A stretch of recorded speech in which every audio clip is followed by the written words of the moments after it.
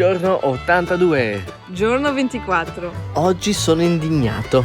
Dopo essere ripartiti dal lago delle Nutrie, invece di proseguire sulla via Tolosana abbiamo deciso di fare un salto a Gimont, pensando che sarebbe stato utile solo per fare la spesa. E invece la chiesa del paese era qualcosa di spettacolare e il paese stesso era veramente caratteristico e molto bello da visitare. Sono veramente indignato che sia stato eliminato dalla via Tolosana. Buon appetito!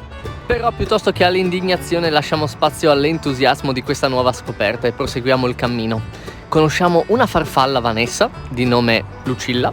Marta prova per la prima volta l'ebbrezza di fermarsi in un'abitazione a chiedere dell'acqua. E infine, dopo i 26 km della tappa di oggi, incontriamo Luciano, che fa il cammino perché è una mantide religiosa. Buon appetito!